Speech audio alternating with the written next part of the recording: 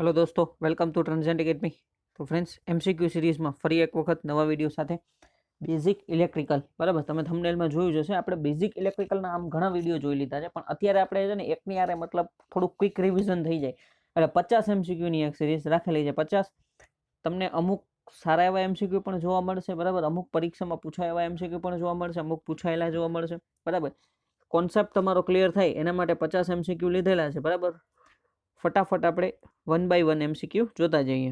Question number 1 છે, the which of the following is not expression of power, બરાબર, not an expression of power, બરાબર। તો તમે જુઓ, પાવરનું સૂત્ર છે power is equal to VI, એટલે પહેલું તો છે, બરાબર, જો અહીંયા નોટ આપ્યું છે એટલે નથી આન્સર આપણે દેવાનો છે। Power is equal to V I તો છે, ઓકે। ત્યારબાદ power is equal to I square R પણ છે, એટલે ઓપ્શન નંબર બી પણ નહીં આવે। Power is equal to V square by R, એટલે ઓપ્શન નંબર સી પણ નહીં આવે। એટલે આ તો પાવરના સૂત્ર છે, પણ power is equal to I by V, power is equal to I by R, આવું કંઈ સૂત્ર નથી, એટલે આનો સાચો આન્સર થશે ઓપ્શન નંબર ડી, બરાબર। નથી, આ પાવરનું સૂત્ર નથી એવું પૂછ્યું છે, બરાબર। Power is equal to I by R આ આપણું પાવરનું સૂત્ર નથી। Question number 2, which of the following statement is true, બરાબર, નીચેનામાંથી કયું સ્ટેટમેન્ટ સાચું છે? તો જો, power is proportional to voltage only, power is proportional to current only, A ને બી નહીં આવે। Power is neither proportional to voltage or current, A C પણ નહીં આવે। તો option number D, power is proportional to both voltage and current, power is equal to V into I, બરાબર। Power is proportional to both voltage and current, બરાબર, power voltage અને કરંટનો ગુણાકાર છે એટલે એના પ્રપોઝનલમાં થશે, ઓકે। ત્યારબાદ 250 watt bulb pass current 0.3 ampere, calculate the power in the lamp, બરાબર। હવે કરંટ તમને આપેલો છે 0.3 એમ્પિયર, 250 વોલ્ટનો લેમ્પ છે, ઓકે। 250 વોલ્ટનો લેમ્પ છે તો આપણે પાવર ફાઇન્ડ કરવાનો છે। તો પાવરનું સૂત્ર છે power is equal to Vi, બરાબર, વોલ્ટેજ છે અને કરંટ છે। વોલ્ટેજ કેટલા છે 250, એને ગુણ્યા કરંટ કેટલા છે 0.3, એટલે 3/10 લખી શકાય, આ લખી શકાય। મીંડું ગયું 25 તેરી 75, પાવર બરાબર 75 વોટ, ઓકે। આવા દાખલા એક્ઝામમાં તમને પૂછાઈ શકે, ઓપ્શન નંબર એ આપણો સાચો આન્સર થશે, બરાબર, પાવર બરાબર 75 વોટ। ત્યારબાદ kilowatt hour is the unit of, kilowatt hour is the unit of option number C energy, બરાબર, એનર્જીનો એકમ શું છે કિલોવોટ અવર, ખાસ યાદ રાખજો ઓપ્શન નંબર સી। ત્યારબાદ calculate the power in 20 ohm resistance, બરાબર, calculate the power in 20 ohm resistance. હવે ફ્રેન્ડ્સ અહીંયા જુઓ, તમને 20 ઓહમનો રેઝિસ્ટન્સ આપ્યો છે, આર બરાબર 20 ઓહમ છે, ઓકે। વોલ્ટેજ કેટલા છે 200 વોલ્ટ છે, બરાબર। આવી રીતના પણ તમને દાખલા પૂછી શકે છે, બરાબર। તો પાવરનું સૂત્ર શું છે, વોલ્ટેજ છે અને રેઝિસ્ટન્સ છે। જો તમે કરંટ ફાઇન્ડ કરીને પણ કરી શકો છો અથવા ડાયરેક્ટ તમે આમ પણ કરી શકો છો, power is equal to V square by R, voltage એની એક્રોસનો 200 વોલ્ટ છે, બરાબર। તો કે વી સ્ક્વેર કેટલા છે 200 ગુણ્યા 200, ઓકે, વર્ગ એટલે આવી રીતના કરી શકાય, 200 ગુણ્યા 200 એના છેદમાં 20, આ એક મીંડું ગયું, 2 એકુ 2, 2 દાણ 20, ઓકે, એટલે 10 દુ 20 આપણો જવાબ થશે 2000, ઓકે। એટલે એને આપણે તમે કહી શકો છો 2 કિલોવોટ, ઓકે, 2000 વોટ એટલે 2 કિલોવોટ। અહીંયા જો તમે યાદ રાખજો, અહીંયા 2000 કિલોવોટ કીધું છે, તમને એમ થાય કે 2000 આવ્યા એટલે ઓપ્શન નંબર એ ટીક કરી નાખી, એ નથી કરવાનું। 2000 કિલોવોટ છે એટલે 2000 એને ગુણ્યા પાછા 10⁻³ વોટ, આ 2 કિલોવોટ એ પણ નહીં આવે, બરાબર, સોરી 2 કિલોવોટ આવશે, ઓપ્શન નંબર બી આપણો સાચો આન્સર થશે, બરાબર। 200 કિલોવોટ એ પણ નહીં આવે અને 2 વોટ એ પણ નહીં આવે, એટલે આનો સાચો આન્સર શું થયો ઓપ્શન નંબર બી, ખાસ યાદ રાખજો। ત્યારબાદ a current 5 ampere flow in a resistance of 2 ohm, બરાબર, 5 એમ્પિયર નો કરંટ ફ્લો થાય છે, રેઝિસ્ટન્સ કેટલો છે 2 ઓહમ છે, calculate the energy dissipated in the 300 second in the register, બરાબર, એનર્જી ફાઇન્ડ કરવાની છે 300 સેકન્ડમાં કેટલી એનર્જી આપણે થાય ને, બરાબર, આપણે એટલી ડિસિપેટ થાય છે એને આપણે ફાઇન્ડ કરવાની છે। તો પહેલા તો જો આપણે પાવર ફાઇન્ડ કરીએ, એનર્જીનું સૂત્ર શું છે, energy is equal to power into time. હવે આપણી પાસે પાવર નથી પણ આપણી પાસે કરંટ છે અને રેઝિસ્ટન્સ છે, તો પાવર ફાઇન્ડ કરી દઈએ, power is equal to I square R, બરાબર, આઈ કેટલા છે એટલે 5 નો વર્ગ, એટલે હું અહીંયા સીધું કરી નાખું છું 25, એને ગુણ્યા 2 એટલે પાવર આવી ગયા આપણી પાસે કેટલા 50 વોટ, 50 વોટ, બરાબર, પાવર આપણને કેટલા મળી ગયા 50 વોટ। હવે 50 ગુણ્યા energy is equal to power into time એટલે 50 એને ગુણ્યા 300 સેકન્ડ, બરાબર. એટલે 5 તેરી 15 અને 2 મીંડા 3 મીંડા બીજા, બરાબર. 15,000 એટલે એને કહેવાય 15 kilo joule. Option number A આપણો સાચો આન્સર થશે. જો ફ્રેન્ડ્સ આ દાખલાની અંદર તમને જોવા મળે છે કે ઓપ્શન એવી રીતના ગોઠવેલા છે કે તમને 15,000 દેખાય એટલે તમે સીધું ઓપ્શન નંબર બી ટીક કરી નાખો, પણ પાછળ કિલો જૂલ લખ્યું છે. 15,000 એને ગુણ્યા 10 ની 3 ઘાત, ખરેખર 15 kilo joule. Option number A આપણો સાચો આન્સર થશે. ઓકે, ખાલી આ જ માઇન્ડસેટ તમારે જોવાનું છે કે ઓપ્શનમાં શું આપ્યો છે અને આપણો આન્સર શું આવે છે. ખાલી કિલો જૂલ જૂલ, બરાબર. કઈ રીતના એ લોકો આપણને કન્ફ્યુઝ કરવા માટે આવી રીતના રાખતા હોય છે. Okay, 15 kilo joule. ત્યારબાદ કેલ્ક્યુલેટ ધ વર્ક ડન. હવે અહીંયા તમને એમ કીધું છે work done of the resistance 50 ohm carrying the 5 ampere current of 3 hours. 3 કલાકની અંદર નું આપણે વર્ક ડન ફાઇન્ડ કરવાનું છે. તો જે પાછળ દાખલો કર્યો ને એ જ છે. વર્ક ડન કયો કે એનર્જી કયો, work done is equal to power into time, એ જ સૂત્ર છે, બરાબર. હવે તમે જુઓ તો હવે અહીંયા આપણે પાવર ફાઇન્ડ કરવો જોશે. તો power is equal to I square R, બરાબર. Power is equal to I square R. તો આઈ સ્ક્વેર એટલે 25 એને ગુણ્યા 20, તો 25 દુ 50 અને 500 વોટ, બરાબર. અહીંયા આપણને પાવર કેટલો મળ્યો? 500 વોટ. ઓકે, 500 વોટ, બરાબર. પાવર આપણી પાસે 500 વોટ છે, 3 કલાક છે, બરાબર. 3 અવર્સ છે. તો એને તમે લખી શકો છો વર્ક ઇઝ ઇક્વલ ટુ તો કે 500 ગુણ્યા, અહીંયા તમને અવર જ સીધા આપ્યા છે એટલે 3 હારે જ ગુણાવી દઈએ એટલે થઈ ગયું 1500, બરાબર. 5 તેરી 15, 1500. હવે 1500 જવાબ આવ્યો એ શું આવ્યો? એ આપણો જૂલ આન્સર આવ્યો છે, 1500 જૂલ. ઓકે, એટલે એ આન્સર થશે આપણો ઓપ્શન નંબર બી સાચો આન્સર થશે. જો 1.5 જૂલ નહીં આવે, 1.5 કિલો વોટ અવર એટલે 1.5 એને ગુણ્યા 10 ની 3 ઘાત, એ જ આન્સર પણ નહીં આવે. અને 15 કિલો વોટ અવર એ પણ નહીં આવે, એટલે 15 જૂલ આપણો આન્સર થશે. ઓકે, ઓપ્શન નંબર બી સાચો આન્સર થશે. ત્યારબાદ the SI unit of power, SI unit of power. હવે આપણે હંમેશા યાદ છે એસઆઈ યુનિટ ઓફ પાવરમાં આપણે હંમેશા વોટ લખતા હોઈએ છીએ, બરાબર. Watt, power is the SI unit of power, watt is SI unit of power. અહીંયા થશે જૂલ પ્રતિ second. Okay, option number B. આવી રીતના પણ ફેરવીને પૂછે છે અને સ્ટાર કરું છું, ખાસ યાદ રાખજો, બરાબર. જૂલ પ્રતિ સેકન્ડ આ આપણો આન્સર થાય. ઓકે, ત્યારબાદ which among the following is the unit of electrical energy? Which among the following is a unit of electrical energy? એનર્જીનો એકમ આપણને યુનિટ પૂછ્યો છે. ઇલેક્ટ્રિકલ એનર્જીનો એકમ શું છે? Kilowatt hour. Option number B સાચો આન્સર થશે. Okay, kilowatt hour. Question number 10. Out of the following which one is not a source of electrical energy? નીચેનામાંથી કઈ વસ્તુ મતલબ કે ઇલેક્ટ્રિકલ એનર્જીનો સોર્સ નથી? તો જો સોલાર સેલ છે, બેટરી છે, એ એક ઇલેક્ટ્રિક સોર્સ મતલબ સપ્લાય આપે છે, બેટરી પણ છે, જનરેટર પણ છે, પણ પોટેન્શિયોમીટર છે એ સોર્સ નથી, બરાબર. એટલે ઓપ્શન નંબર સી આપણો સાચો આન્સર થશે. એ ઇલેક્ટ્રિકલ એનર્જીનો યાદ રાખજો, નોટ અ સોર્સ પૂછ્યું છે. ઇલેક્ટ્રિકલ એનર્જીનો સોર્સ નથી, બરાબર. પોટેન્શિયોમીટર એ કોઈ સપ્લાય આપતું નથી, બરાબર, આપણી કોઈ સર્કિટને. એટલે ઓપ્શન નંબર સી. ત્યારબાદ which among the following is the expression is an expression of energy, બરાબર. Which among the following is an expression of energy. હવે એનર્જીનું સૂત્ર છે energy is equal to power into time, બરાબર. Power into time. હવે પાવરનું આપણી પાસે સૂત્ર છે v²/r ઇન્ટુ ટી. અહીંયા વી ઉપર આપેલું છે એ જ રીતના, એટલે જ મેં તમને વી અહીંયા લીધેલું છે, બરાબર. v²/r ઇન્ટુ ટી, બરાબર. એ સૂત્ર અહીંયા ક્યાં છે? તો કે જો પહેલું નહીં આવે, બીજું નહીં આવે, ત્રીજું યસ, ઓપ્શન નંબર સી આપણો સાચો, v²t/r, બરાબર. ડી પણ નહીં આવે, એટલે ઓપ્શન નંબર સી આપણો સાચો આન્સર થશે. સેમ ટુ સેમ જો આઈ ના ફોર્મમાં આપ્યું હોત, બરાબર, તો આવી રીતના થઈ જાય i²r_t, બરાબર. Power is equal to i²r into T. I ના ફોર્મમાં હોત તો પણ આ આપણો આન્સર સાચો હોત, બરાબર. પણ અહીંયા આપણને વી ના ફોર્મમાં આવ્યું છે એટલે v² into T divided by R, આપણું option number C. A battery convert chemical energy into electrical energy. Option number B આપણો સાચો આન્સર થશે, બરાબર. બેટરી છે એ કેમિકલ એનર્જીને ઇલેક્ટ્રિકલ એનર્જીમાં રૂપાંતર કરે છે. ફ્રેન્ડ્સ, ઘણી વખત ઇન્ટરવ્યુમાં પણ આ ક્વેશ્ચન પૂછાતો હોય છે, કેમિકલ ટુ ઇલેક્ટ્રિકલ એનર્જીનું એક ઉદાહરણ આપો, ત્યારે તમારે બેટરી આન્સર દેવાનો હોય છે. ઓકે, એક ઇન્ટરવ્યુ ક્વેશ્ચન તરીકે પણ આ પૂછાઈ જાય ઘણી વખત.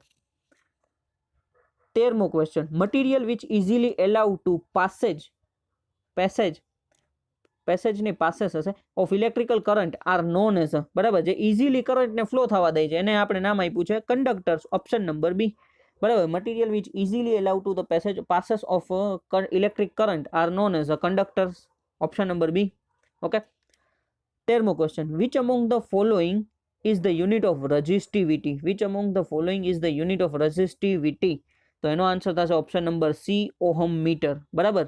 યાદ રાખજો, ohm meter, option number C આપણો સાચો આન્સર થશે. ઓકે, રેઝિસ્ટિવિટી નું એકમ. The reciprocal of resistivity is, જો રેઝિસ્ટિવિટી નું રેસિપ્રોકલ અથવા એનું વ્યસ્ત બરાબર, તો reciprocal of resistivity is option number C, conductivity બરાબર. રેઝિસ્ટિવિટી એટલે rho is inversely proportional to 1/સિગ્મા બરાબર, એટલે ઇન્વર્સલી પ્રોપોર્શનલ થઈ ગયું.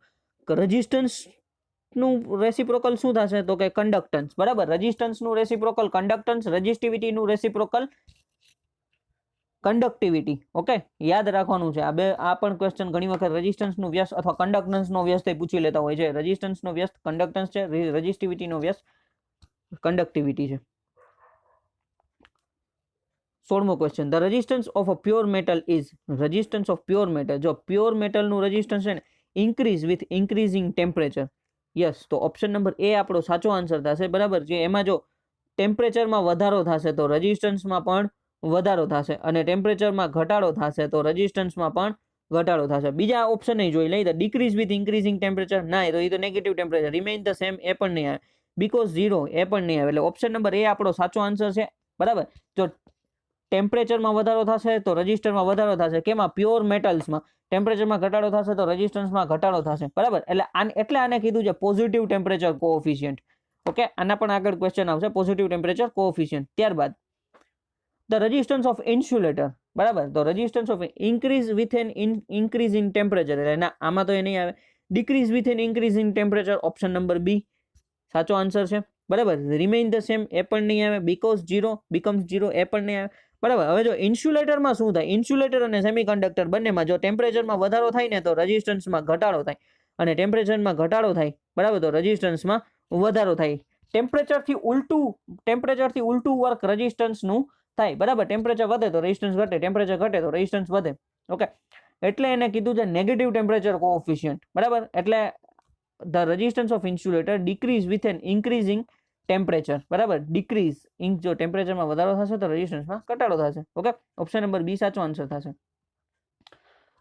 Which of the following statement are true about metals બરાબર. મેટલ્સ માટે ક્યુ ટેમ્પરેચર મતલબ કે સ્ટેટમેન્ટ સાચું છે. The metals have an positive temperature coefficient, હાલો એ પેલું ઓપ્શન એ જ સાચું છે. બીજા જોઈ લે, મેટલ હેવ નેગેટિવ ટેમ્પરેચર એ પણ નહીં આવે, મેટલ હેવ ઝીરો એ પણ નહીં આવે, ઇન્ફાઇનાઇટ ટેમ્પરેચર. એટલે ઓપ્શન નંબર એ આપણો સાચો આન્સર થશે, કારણ કે આની પહેલાના ક્વેશ્ચનમાં મેં તમને કહી દીધું હતું કે મેટલ્સ હોય બરાબર, કે જે કંડક્ટર્સ હોય એ પોઝિટિવ ટેમ્પરેચર કોએફિશિયન્ટ ધરાવે છે. પોઝિટિવ ટેમ્પરેચર કોએફિશિયન્ટ એટલે શું છે? તાપમાનમાં વધારો થાય તો રેઝિસ્ટન્સમાં વધારો, તાપમાનમાં ઘટાડો તો રેઝિસ્ટન્સમાં વધારો. ફ્રેન્ડ્સ, આવા જ ક્વેશ્ચન એક્ઝામમાં પૂછાતા હોય છે ને આપણે એ સમયે કન્ફ્યુઝ થઈ જતા હોય છે, એટલે જ મેં આવી એક સિરીઝ વાઇઝ આવા ક્વેશ્ચન લીધેલા છે. ઓકે, એટલે વ્યવસ્થિત રીતે તમે ક્વેશ્ચનને જોઈ અને 1 by 1 કરતા જાજો, એટલે શું છે તમને વાંધો નહીં આવે. કોન્સેપ્ટ આવડતો હોવો જોઈએ. Which of the following statement is true about insulator? Same to same પાછો જેવો question. Insulator have a positive temperature coefficient, નહીં આવે. Insulator have negative temperature coefficient, yes. Option number B આપણો સાચો આન્સર થશે. સી અને ડી તો આવવાના જ નથી બરાબર. ઓપ્શન નંબર બી આપણો સાચો આન્સર થશે. Insulator have negative temperature coefficient. જોયું ફ્રેન્ડ્સ, આ બધા ક્વેશ્ચન મેં એક રિલેટેડ કરીને જ બનાવ્યા છે, એટલે શું છે તમારા મગજમાં એક છપાઈ જાય કે ઇન્સ્યુલેટર નેગેટિવ ટેમ્પરેચર કોએફિશિયન્ટ ધરાવે છે. તાપમાન વધશે તો રેઝિસ્ટન્સ ઘટશે, તાપમાન ઘટશે તો રેઝિસ્ટન્સ વધશે. ટેમ્પરેચર કરતા ઉલટું વર્ક કરવાનું. એટલે ઇન્સ્યુલેટર અને સેમિકન્ડક્ટર એ સેમ ટુ સેમ જ પ્રોસેસ. ઇન્સ્યુલેટર અને સેમિકન્ડક્ટર બે સરખી વર્ક કરશે બરાબર. નેગેટિવ ટેમ્પરેચર કોએફિશિયન્ટ ધરાવે છે. ત્યારબાદ આગળ વધીએ. Material having a resistance almost equal to zero. Material having a resistance almost equal to zero, that is called super conductor. Option number C આપણો સાચો આન્સર થશે. Super conductor.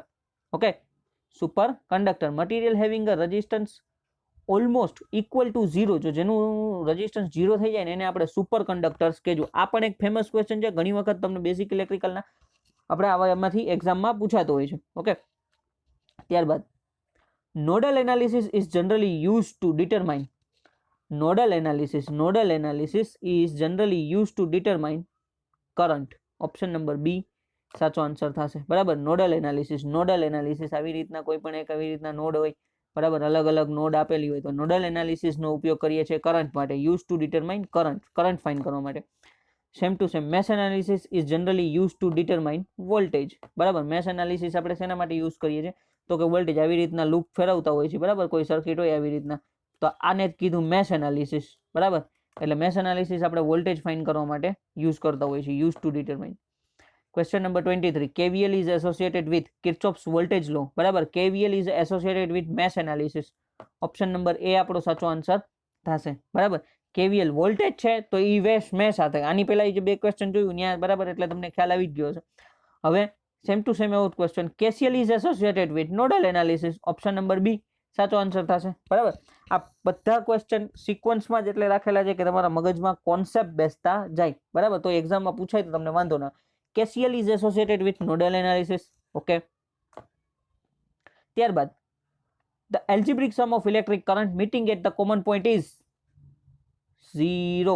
Option number B આપણો સાચો આન્સર થશે, 0, બરાબર. KCL નું statement રાખેલું છે કિર્ચોફ કરંટ લો, બરાબર. the algebraic sum of electric current meeting at the common point is 0, બરાબર. નોટ થી અંદર આવતા કરંટ બહાર જતા કરંટ નો સરવાળો શૂન્ય થાય છે, બરાબર.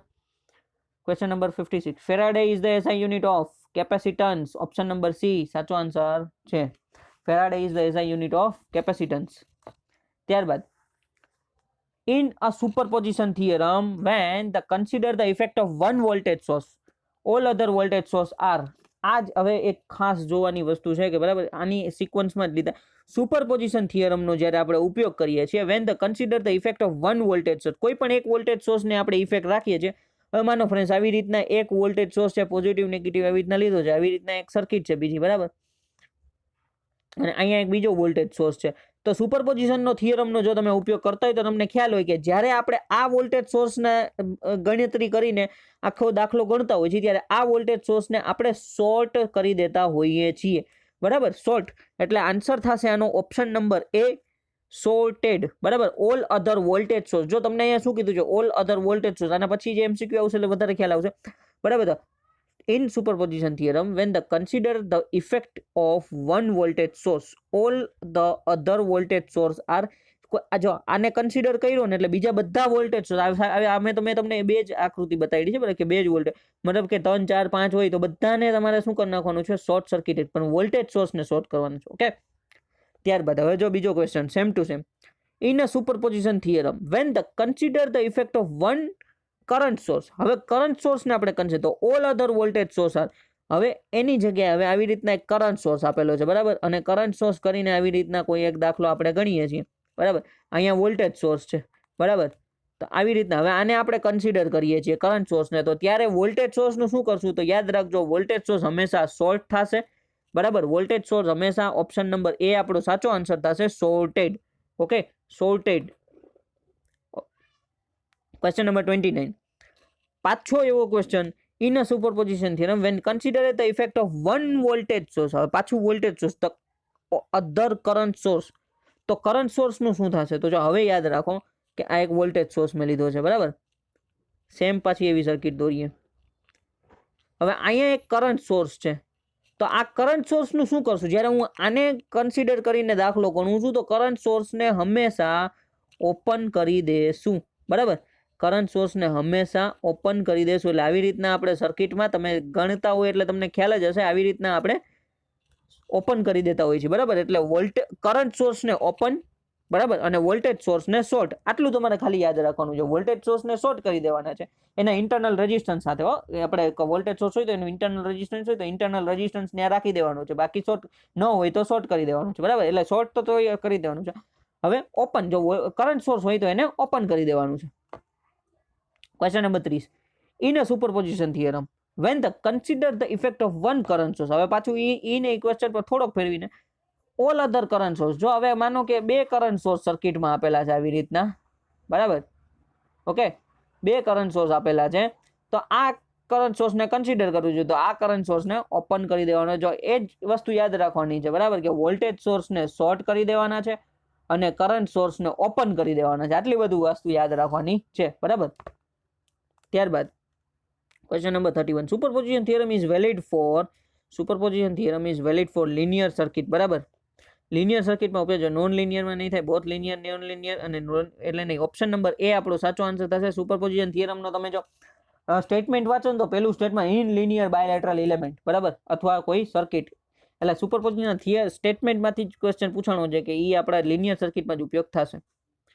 ત્યારબાદ superposition theorem does not work for power.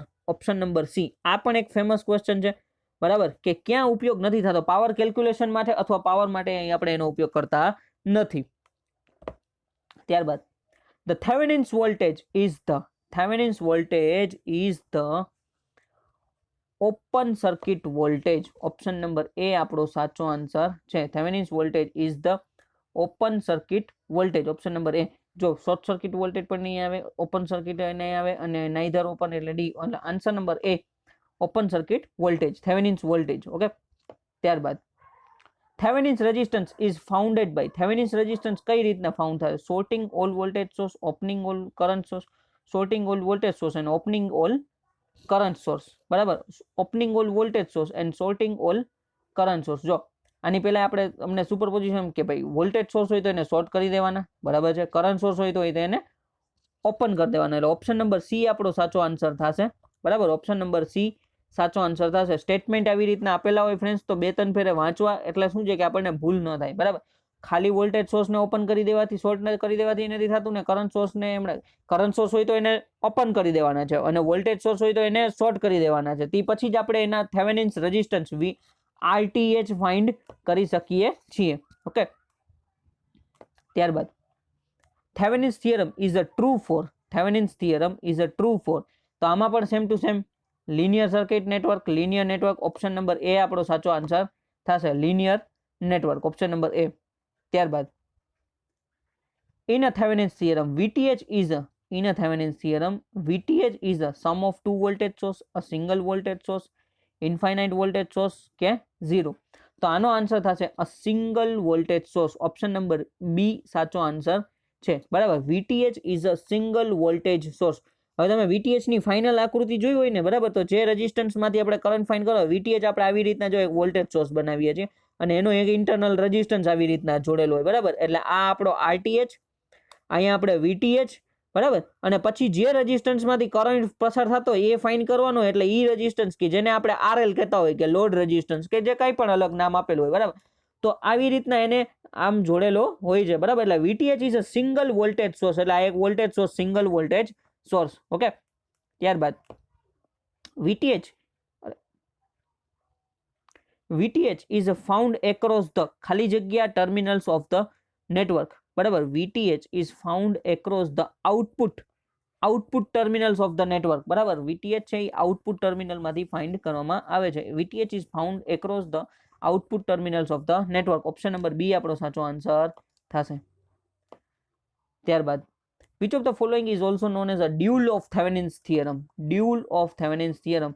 Okay, આ પણ એક ફેમસ ક્વેશ્ચન છે. સાચો આન્સર થશે ઓપ્શન નંબર એ નોર્ટન થિયરમ. નોર્ટન થિયરમ, અથવા જો ઘણી વખત એવું હોય કે કન્વર્ઝન હોય છે. બરાબર, થેવેનિન્સ થિયરમનો કન્વર્ઝન કે એવું નામ આપેલું હોય છે, ડ્યુલ ઓફ થેવેનિન્સ થિયરમ, તો અહીંયા થશે Norton's theorem. Okay. Question number 30 can we use Thevenin's theorem on a circuit containing BJT? આ એક સારો એવો ક્વેશ્ચન છે, ક્યારેક એક્ઝામમાં પૂછે ને, તો આનો આન્સર થશે નો.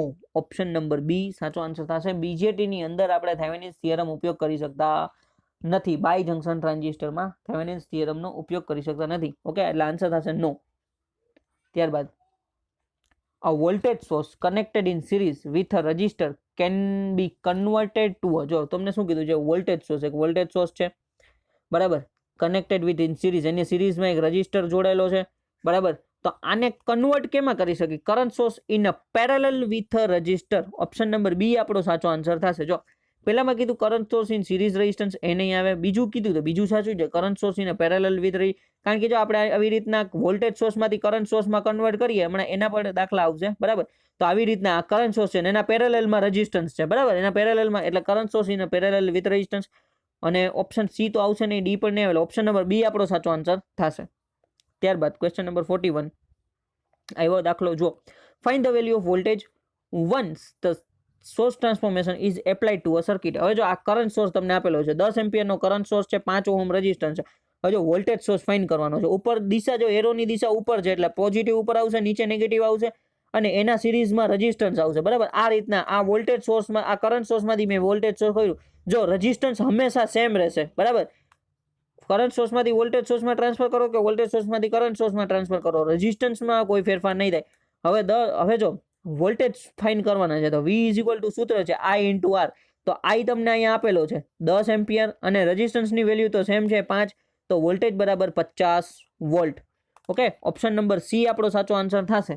બરાબર, વોલ્ટેજ બરાબર 50 વોલ્ટ. બરાબર, 50 વોલ્ટ આપણને અહીંયા વોલ્ટેજ મળશે V. ઓકે, આવો દાખલો પરીક્ષામાં ઘણી વખત પૂછાઈ લે છે એટલે મેં અહીંયા લીધેલો છે. બરાબર, હવે આની અંદર હવે ફેરફાર શું થાય? કાં તો વોલ્ટેજ સોર્સમાંથી કરંટ સોર્સમાં આપે, કરંટ સોર્સમાંથી વોલ્ટેજ. હવે સપોઝ કે આમાંથી આમાં ફેરવવું તો I is equal to V by R કરી નાખો એટલે તમને કરંટ મળી જશે. બરાબર, હવે જો 50/5 કરો એટલે 10 એમ્પિયર કરંટ પાછો આવી જશે. ઓકે, એટલે ફેરફાર કરીને તમને પૂછી શકે, વેલ્યુ ચેન્જ કરી શકે. બીજું કાંઈ આમાં એટલો કોન્સેપ્ટ આવડતો હોવો જોઈએ. A source transformation is a bilateral. Option number B યાદ રાખજો. અને આ એક ક્વેશ્ચન પણ સારો છે અને યાદ રાખજો. બરાબર, બાયલેટરલ, કારણ કે બાયલેટરલ હોય તો જ કરંટમાંથી વોલ્ટેજમાં અને વોલ્ટેજમાંથી કરંટમાં ટ્રાન્સફર કરી શકાય છે. 43. The maximum power is delivered to the circuit when the source resistance is equal to load resistance. બરાબર, ઓપ્શન નંબર બી આપણો સાચો આન્સર થશે. બરાબર, મેક્સિમમ પાવર ટ્રાન્સફર અથવા ડિલિવર ક્યારે કરી શકાય છે? તો કે source resistance is equal two load resistance, RS is equal two RL થાય ત્યારે આપણે મેક્સિમમ પાવર ટ્રાન્સફર થઈ શકે છે. Okay, question number 44. Under the condition of maximum power efficiency is 50%. Okay, efficiency is 50%. Option number D સાચો answer થશે. બરાબર, ત્યારબાદ what is the relation between current and voltage in a capacitor? What is the relation between current and voltage in a capacitor? કેપેસિટરની હવે current અને વોલ્ટેજના આપણે સૂત્ર લખવાના છે. બરાબર, તો કરંટ અને વોલ્ટેજનું રિલેશન થશે I is equal to C dv by dt. આ આપણું રિલેશન થયું છે કેપેસિટરની અંદર. બરાબર, તો એ આન્સર થશે. ઓપ્શન નંબર બી આપણો સાચો આન્સર થશે. બરાબર, કેપેસિટરની અંદર વોલ્ટેજ અને કરંટનું relation I is equal to C dv by dt. Okay, ત્યારબાદ question number 46. A 2 volt is supplied for 3 farad capacitor. Calculate the charge store in a capacitor. બરાબર, તો ચાર્જ સ્ટોર જો તમને કેપેસિટન્સ આપેલું છે 3 ફેરાડે, 2 વોલ્ટ આપેલા છે. બરાબર, બે રીતે દાખલો થાય. Q is equal to CV. બરાબર, તો એ થઈ ગયું 3 ગુણ્યા 2 એટલે 6 કુલમ. બરાબર, ચાર્જ તમને કેટલો મળ્યો? 6 કુલમ. અથવા 1/2 CV સ્ક્વેર કરીને કરો ને તો 1/2 C કેટલા છે? તો કે 3, એને ગુણ્યા, બરાબર, એને ગુણ્યા V નો વર્ગ એટલે 2 નો વર્ગ એટલે 4, 4 તેરી 12/2, 12 ભાગ્યા 2 એટલે 6 દુ 12, તોય આન્સર 6 આવશે. બરાબર, બે રીતે આ પણ તમે રીતે કરી શકો છો અને આ રીતે પણ, તમને જે રીતના અનુકૂળતા આવે એ પ્રમાણે કરો છો. આન્સર તમારો સાચો જ આવશે, 6 કુલમ. બરાબર, કેપેસિટરની અંદર 6 કુલમનો ચાર્જ સ્ટોર થશે જો એને 2 વોલ્ટ આપવામાં આવે ને કેપેસિટર 3 ફેરાડેનું હોય તો. ઓકે, ત્યારબાદ four a high frequency capacitor act as, હવે જો તમને કીધું છે કે ફ્રીક્વન્સી કેવી છે? હાઈ છે. બરાબર, કેપેસિટર કેવું વર્ક કરશે? જો XL is equal two XC is equal to 1/2 pi FC. બરાબર, XC is equal to 1/2 pi FC. જો ફ્રીક્વન્સીમાં વધારો થશે તો કેપેસિટિવ રિએક્ટન્સમાં શું થશે? ઘટાડો. કેપેસિટિવ રિએક્ટન્સ એટલે શું? કરંટને ફ્લો કરવા દેવામાં અવરોધ કરવું. બરાબર, XC માં શું થશે? ઘટાડો. હાઈ ફ્રીક્વન્સી કીધું છે એટલે ફ્રીક્વન્સી હાઈ છે તો કે XC ઓછો છે તો કરંટ ફ્લો થશે. તો એનો આન્સર થયો option number B, short circuit. બરાબર, capacitor act as a short circuit. બરાબર, સહેલાઈથી કરંટ પસાર થઈ જશે. Okay, for a high frequency capacitor act as a short circuit. Option number B સાચો આન્સર થશે. Same question, the very low frequency. હવે ઉલટું કરી નાખ્યું. Very low frequency capacitor act as, હવે જો અહીંયા તમને કીધું હતું કે XC is equal to 1/2 pi FC. બરાબર, ફ્રીક્વન્સીમાં એકદમ ઘટાડો થાય છે તો શું થશે? કેપેસિટિવ રિએક્ટન્સમાં વધારો થશે તો ત્યારે ઓપન સર્કિટ, કરંટ ફ્લો જ નહીં થાય. તો ઓપ્શન નંબર એ આપણો સાચો આન્સર થશે. Okay, open circuit voltage. ત્યારબાદ which among the following expression related the charge voltage and capacitance of a capacitor? તો હમણાં મેં તમને આગળ કીધું છે Q is equal to CV. બરાબર, Q is equal to CV. બરાબર, ઓપ્શન નંબર સી આપણો સાચો આન્સર થશે. બરાબર, ઘણી વખત આ સૂત્ર પણ હોય છે C is equal to Q by V, પણ સૂત્રને યાદ રાખો Q બાય V છે. અહીંયા જો એવો કોઈ ક્વેશ્ચન થતો નથી, બરાબર. એટલે Q is equal to CV આપણો સાચો આન્સર થશે, ઓપ્શન નંબર C. ત્યારબાદ capacitor charge and discharge in exponential manner, option number D આપણો સાચો આન્સર થશે, capacitor charge and discharge in exponential manner. Okay, એ કઈ રીતના, તો કે જો હું તમને સમજાવું કે જ્યારે કેપેસિટર ચાર્જ થાય છે, બરાબર, તો આ એની ચાર્જ થવાની પ્રોસેસ થઈ, હવે ચાર્જ થઈ ગયો, ડિસ્ચાર્જ થવાની પ્રોસેસ થઈ, તો આ એની ડિસ્ચાર્જ થવાની પ્રોસેસ થશે, બરાબર, આ રીતના. એટલે આને કીધું exponential manner. Okay, option number D આપણો સાચો આન્સર થશે. ત્યારબાદ question for you. Okay friends, તો 50 MCQ બેઝિક ઇલેક્ટ્રિકલ સારા એવા મેં લીધા છે ફ્રેન્ડ્સ. આમાં ઘણી વખત આની પહેલાના એક વિડીયોમાં એવું થઈ ગયું હતું કે કોઈ આન્સર ભૂલો ખોટો થઈ ગયો, બરાબર, કે આટલા બધા MCQ હોય તો મારા કોઈ ટાઈપિંગ મિસ્ટેક થઈ ગયું અથવા મારાથી જવાબ ખોટો થઈ ગયો હોય, બરાબર. જો તમને એવું લાગે તો તમારે નીચે કમેન્ટ કરી દેવી, બરાબર. અને મને એવું લાગે કે જણાય કે મે બી ટ્રાય કરું છું કે કોઈ દિવસ જવાબ ખોટો ન પડે, પણ મે બી ક્યારેક કોઈ સ્પીડમાં કે એવી રીતના જવાબ ખોટો પડી ગયો હોય, બરાબર, આન્સર ખોટો કહેવાય ગયો, તો હું પિન કમેન્ટ કરી દઈશ, બરાબર. તો પિન કમેન્ટ તમારે એક ફેરે કમેન્ટ જોઈ લેવી અને ક્વેશ્ચન ફોર યુ, બરાબર, આનો આન્સર તમારે કમેન્ટમાં કરવાનો છે, બરાબર. કમેન્ટમાં તમારે આન્સર દેવાનો છે. When the supply frequency increase the happens, what happens the capacitive reactance in the circuit. જો ફ્રીક્વન્સીમાં વધારો થશે તો કેપેસિટિવ રિએક્ટન્સમાં વધારો થશે, ઘટાડો થશે, સરખું રહેશે કે ઝીરો થઈ જશે. ઓકે, કમેન્ટમાં તમારે આન્સર લખવાનો છે. મે બી બધા લોકો કમેન્ટ કરો તો શું છે કે તમને પણ મજા આવશે, મને મજા આવશે, અને તમારે કેવા કેવા વિડીયો જોઈ છે, અને મશીનનું પણ આપણે વિડીયો ચાલુ કરી દીધું છે, તો એ તમે કમેન્ટ કરજો. ઓકે, ઇન્સ્ટાગ્રામમાં પણ તમે જોડાઈ શકો છો, ટેલિગ્રામમાં પણ તમે જોડાઈ શકો છો. Okay, thank you friends.